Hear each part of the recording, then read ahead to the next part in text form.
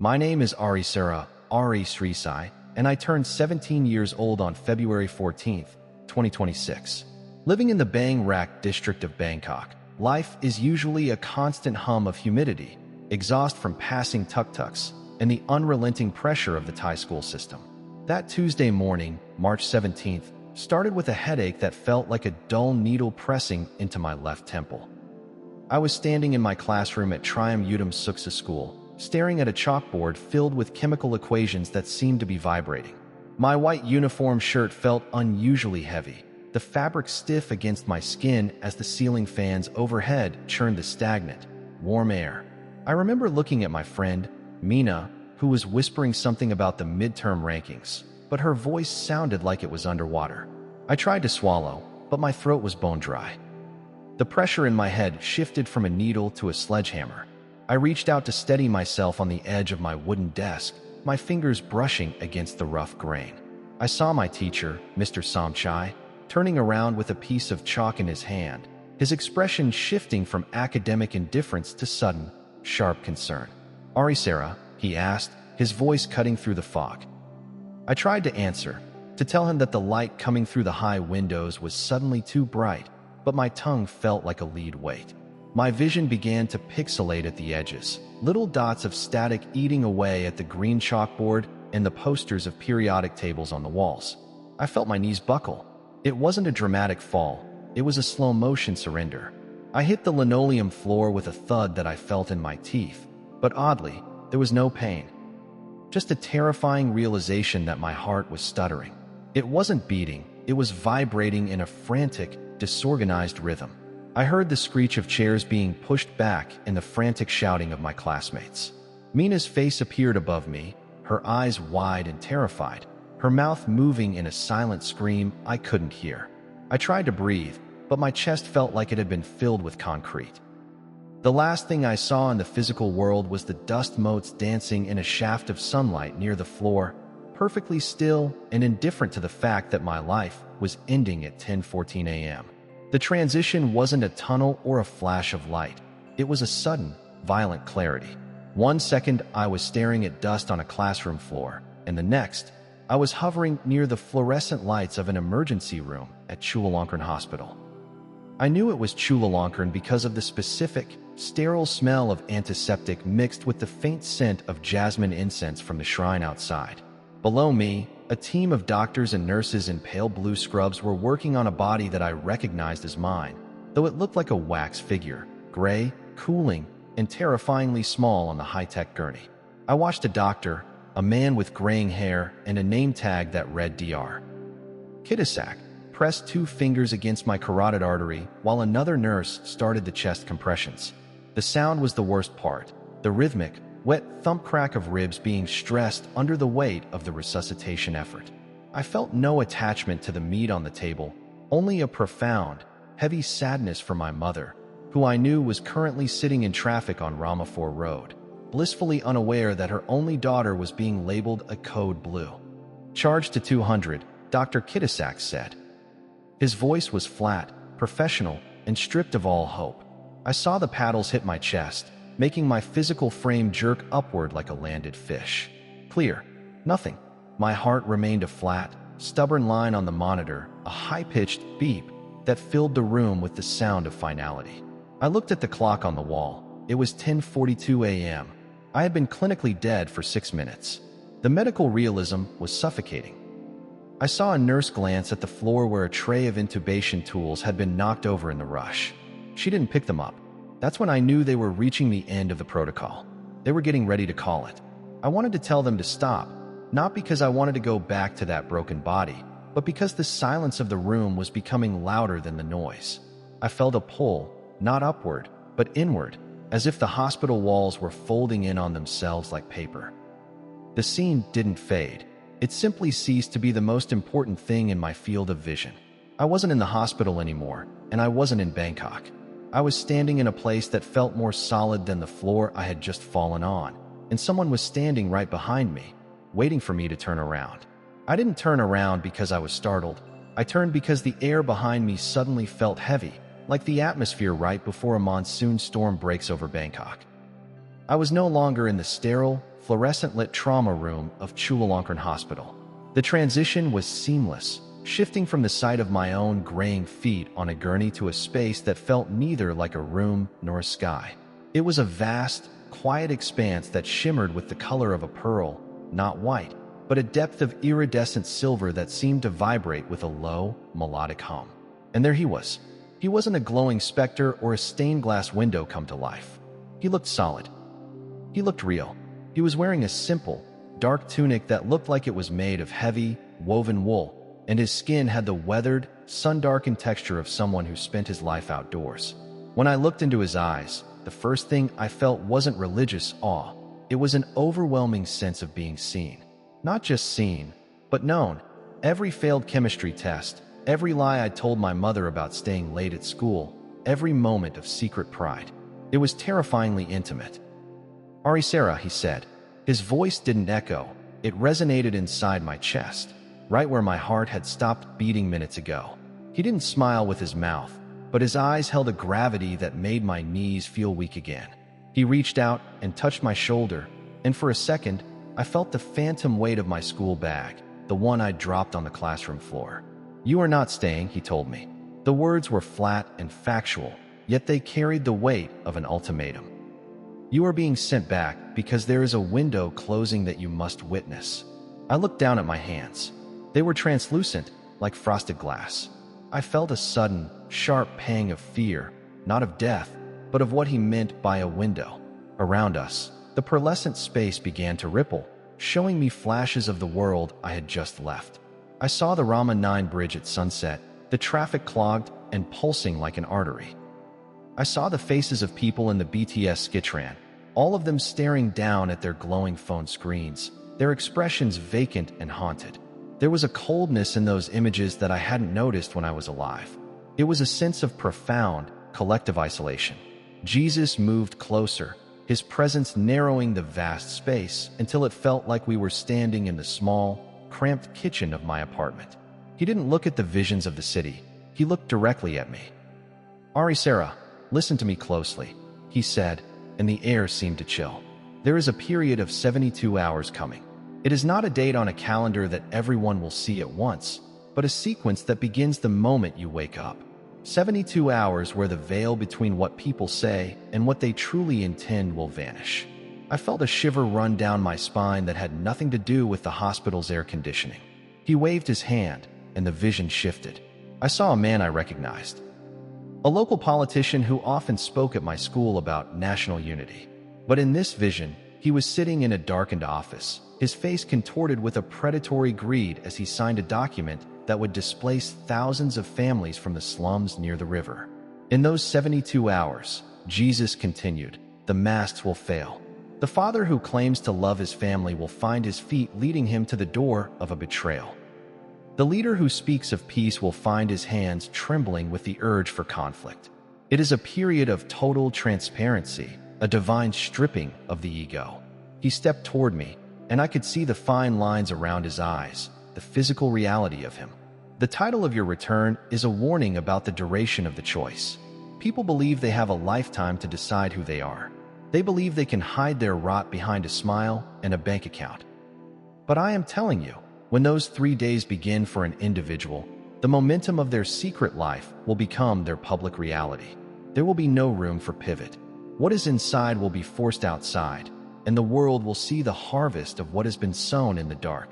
I felt a sudden, crushing weight in my chest. This wasn't a message of comfort. It was a description of a psychological and spiritual collapse. Why 72 hours? I managed to whisper, my voice sounding brittle. He leaned in, his face inches from mine. Because that is the time it takes for the soul to either solidify in its truth or shatter under the weight of its own lies. You are going back to see the first ripple of this collapse, and it will start with someone you trust. The pearlescent void didn't just fade. It curdled, the shimmering silver turning into the sickly, translucent gray of a television screen tuned to a dead channel. Jesus was still standing there, but his image began to oscillate, his solid form flickering against a backdrop that was no longer a heavenly expanse. Suddenly, I wasn't looking at him anymore. I was looking through a window into my own home in the Bang Rak district. It was my mother's bedroom. The air felt heavy with the smell of stale jasmine and the medicinal sharp scent of the liniment she used for her back pain. I saw her sitting on the edge of her unmade bed, her shoulders hunched, clutching a stack of blue envelopes, bank notices. "Look at the truth of the house you live in," his voice echoed, though his lips didn't move. I saw my mother's face, usually so composed and stern with me about my grades, collapse into a mask of pure, unadulterated terror. She wasn't just worried, she was drowning. She reached into her nightstand and pulled out a small, velvet pouch I had never seen before. Inside were my grandmother's gold heirlooms, the ones she told me were lost in the flood of 2011. I watched her hands shake as she tucked them into her purse, her eyes darting toward the door as if expecting me to walk in. This was the first ripple of the 72 hours. The mask of this sacrificial mother was being stripped away to reveal a woman compromised by a debt she had hidden from me for years. The scene shifted violently. I was standing in the hallway of my school, but the walls were bleeding a dark, oily substance that smelled of burnt plastic. I saw my best friend, Mina, standing by her locker. She was looking at her phone, her thumb hovering over a send button. The screen was filled with a screenshot of a private conversation we'd had, a vulnerable confession I'd made about my father's disappearance. She wasn't sending it to help me. She was sending it to a group chat of the girls who bullied me, her face twisted in a cold, calculating sneer I didn't recognize.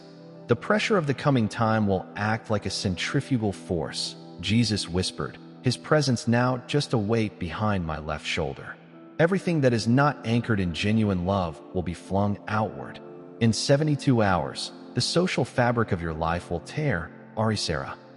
You will see the people you love become strangers as their secrets demand to be lived." The vision of Mina's betrayal felt like a physical blow to my solar plexus, a sensation that shouldn't have been possible in this state. I turned back to Jesus, my breath coming in ragged, ghostly gasps. "Why show me this?" I cried out, the sound of my voice vibrating through the shimmering gray space.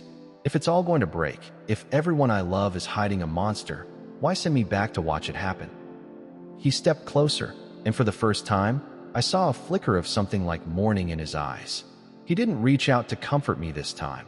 He stood with his arms at his sides, a figure of absolute, unyielding truth. "Because the warning is not for the righteous, but for the sleeping," he said, his voice dropping to a low, resonant frequency that made the very air around us hum. "The title of your return, the 72 hours, is a mercy, though it feels like a judgment. People believe they are their intentions, but they are actually their actions. When the window opens, the ability to lie to oneself will be removed. Imagine a world, Arisera, where for 3 days, every person on this earth is forced to be exactly who they are in the dark. The businessman will find he cannot stop himself from confessing the fraud. The priest will find his tongue tied when he tries to speak of a God he does not fear. The lover will find their feet walking toward the one they truly desire, regardless of the vows they took." He leaned in, his face so close I could see the individual pores in his skin, the realism of him becoming almost unbearable. This 72-hour period is a spiritual distillation. It is meant to show the world the harvest of a century of convenience and ego. You are being sent back as a marker. When you wake, you will have exactly 72 hours before the first public collapse begins in Bangkok. You will see it first in the small things, a car accident caused by a sudden, inexplicable confession, a news anchor who breaks down and tells the truth about a bribe on live television. These are not miracles in the way you understand them. They are the removal of the grace that allows a lie to persist. You must watch your mother. You must watch your friend. And most importantly, Arisera, you must watch the clock. For when the 72 hours end, the world will not return to how it was. The masks, once dropped, can never be picked up again. The outcome of this period is determined by one thing: what you have built in the silence of your own heart. If there is nothing but rot inside, the 72 hours will destroy you. If there is truth, it will be your only shield. The pearlescent void didn't just dissolve. It shattered like a sheet of ice under a hammer. One moment I was suspended in the weightless, heavy truth of Jesus' gaze, and the next, I was slammed back into the sensory overload of the Chulalongkorn Hospital trauma room. The transition was a physical agony, a cold, metallic invasion of my lungs as they fought to expand against the mechanical rhythm of the ventilator. My eyes snapped open, but the world was a blur of harsh fluorescent white and the frantic, rhythmic chirping of the heart monitor. "She's back. We have a rhythm," a voice shouted, sounding like it was coming from the end of a long, dark tunnel. Dr. Kitasak's face hovered over mine, his mask damp with sweat, his eyes wide with a shock he couldn't hide. As the fog of the sedatives began to thin, the weight of the 72 hours settled into my bones like lead. I wasn't just recovering. I was counting. I looked at the digital clock on the wall, 11:02 a.m. The countdown had begun. Within an hour, they moved me to a recovery ward, my chest aching from the compressions, my throat raw from the tube. That's when Mina walked in. She was clutching a bouquet of cheap supermarket lilies, her eyes red from crying. To anyone else, she looked like the picture of a grieving best friend. But I saw the subtle twitch in her jaw, the way she wouldn't meet my eyes directly. "Ari, oh my God, I thought you were gone," she sobbed, reaching for my hand. Her skin felt unnaturally cold. As she spoke, I didn't hear her words. I saw the memory Jesus had shown me, her thumb hovering over that send button, the calculated malice in her expression. The 72-hour window was already beginning to warp the air between us. "I've been so worried," she whispered, but her voice hit a flat, discordant note. I watched her phone, tucked into her back pocket, buzz incessantly. She ignored it, her face a mask of practiced concern, but the mask was thinning. I could see the tension in her neck, the way her eyes darted to the door. She wasn't worried about me. She was terrified that I had seen what she had done while I was dead. The social tension was a physical pressure in the room, a suffocating silence that made the flower scent smell like decay. By late evening, the hospital felt less like a place of healing and more like a pressure cooker. My mother arrived, her face a frantic map of desperation. She hugged me so hard I felt my bruised ribs groan, but as she pulled away, I saw the blue envelopes Jesus had shown me. They weren't in her bedroom anymore. They were visible, sticking out of the side pocket of her handbag. She was acting out the script of the relieved parent, but her movements were jerky, erratic. "The doctors say it was a miracle, Ari," she said, her voice trembling. "They say your heart just started again." She reached for her water bottle, and her hand shook so violently that she spilled it across the linoleum. "Mom," I rasped, my voice sounding like broken glass. "Where are Grandma's gold ornaments?" The room went deathly silent. The hum of the air conditioner seemed to roar in my ears. My mother froze, her hand halfway to her face. The 72-hour rule was in full effect now. The lie she had lived for 15 years was being dragged into the light by a force she couldn't name. She didn't deny it. She didn't make an excuse. Instead, her face slowly collapsed, the muscles sagging until she looked 20 years older. "I had to, Ari," she whispered, her voice devoid of its usual authority. "The debt, the interest, they were going to take the apartment."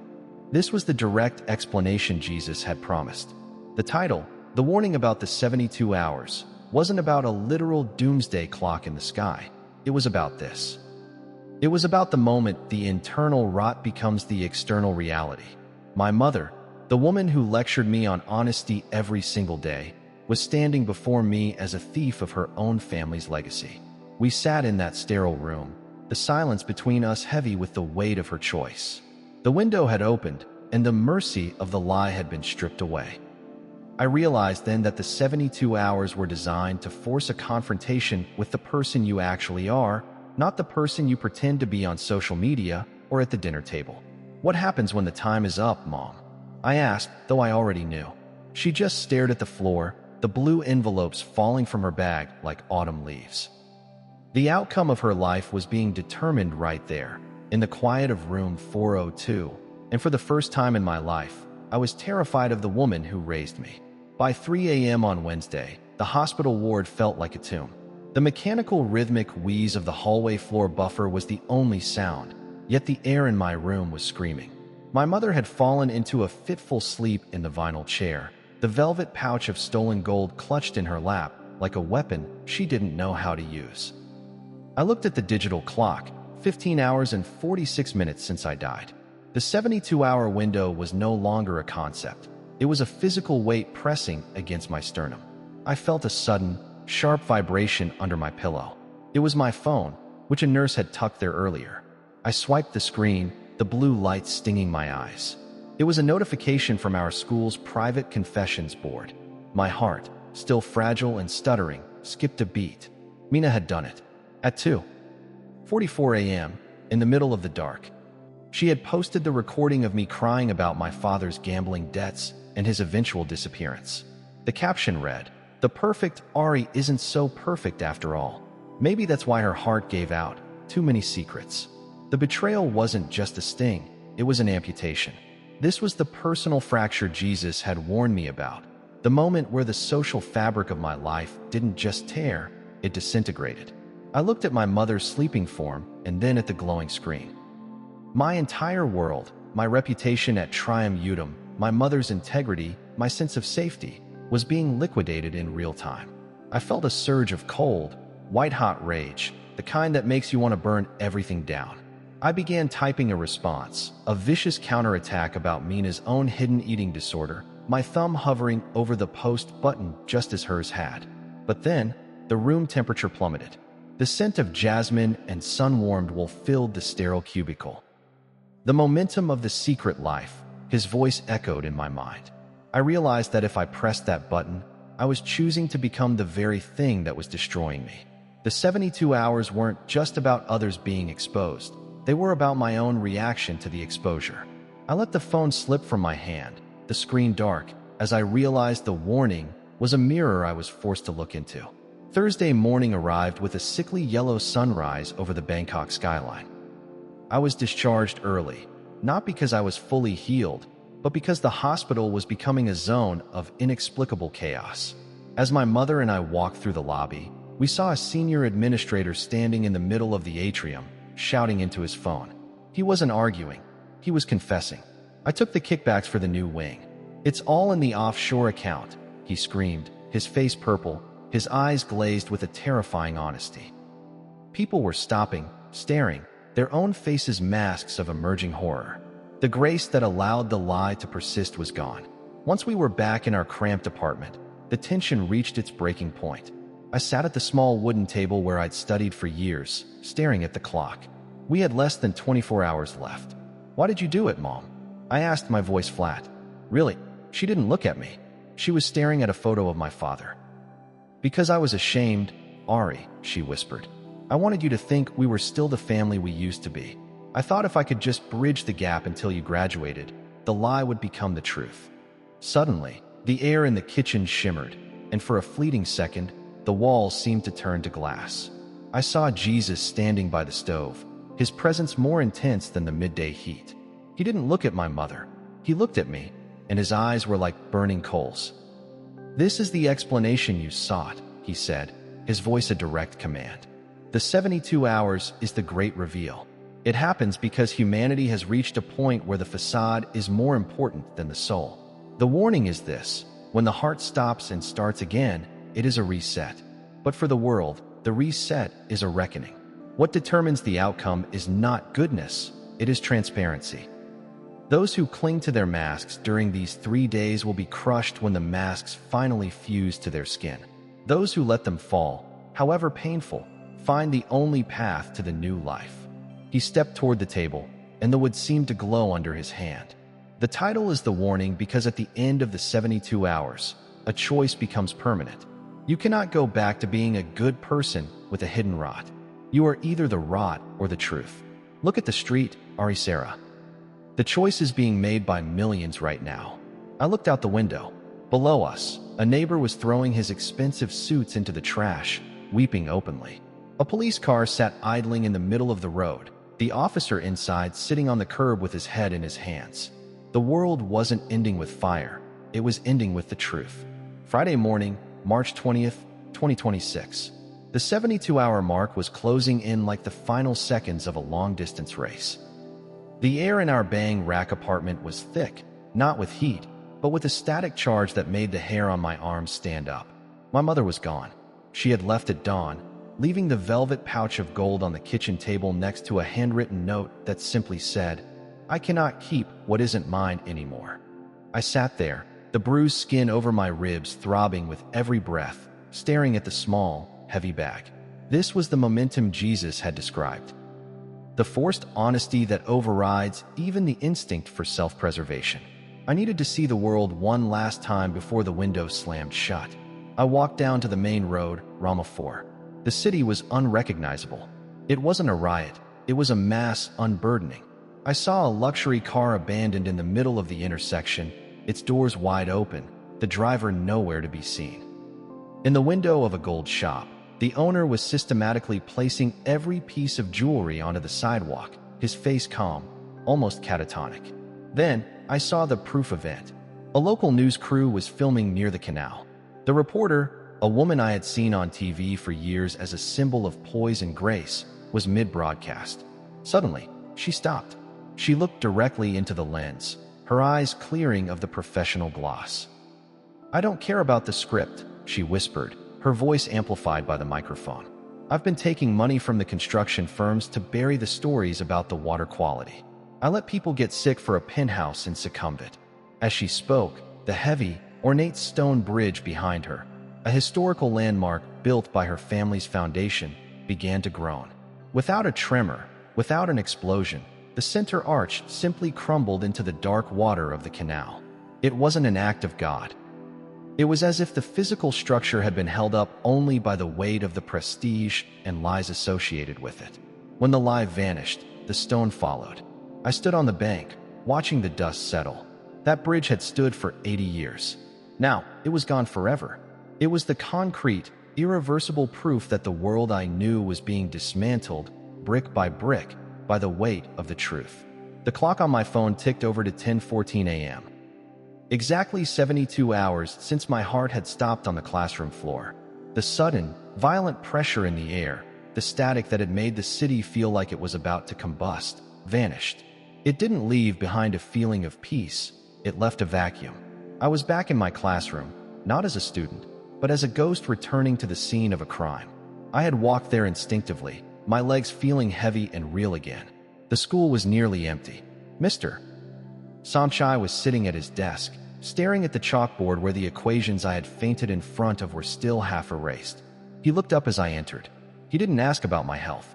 He didn't offer a platitude. He just looked at me with eyes that were hollow and raw. "I never liked teaching," he said quietly, the words falling into the empty room like stones. "I only did it because my father told me I wasn't clever enough for anything else." He stood up, picked up his briefcase, and walked out of the room without looking back. The 72 hours were over, but the world was irrevocably changed. The masks hadn't just been removed, they had been incinerated. I walked to my old desk. Under the lid, I found a small, folded piece of paper. It was from Mina. There was no apology on it, no explanation of why she had posted those secrets. It was just a drawing of two girls standing on a bridge.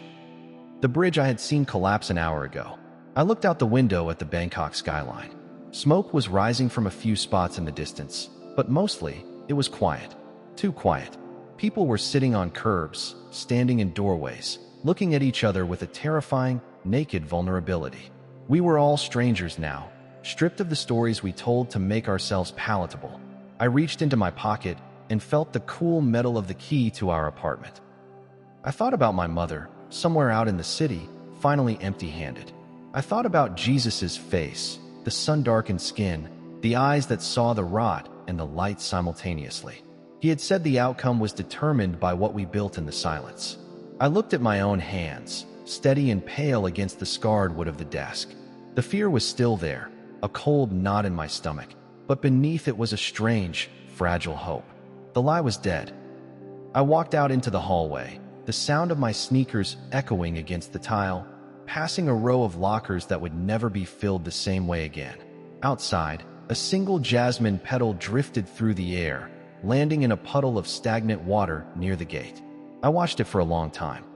If this message felt important, it probably was. There are more stories like this, and they only get deeper.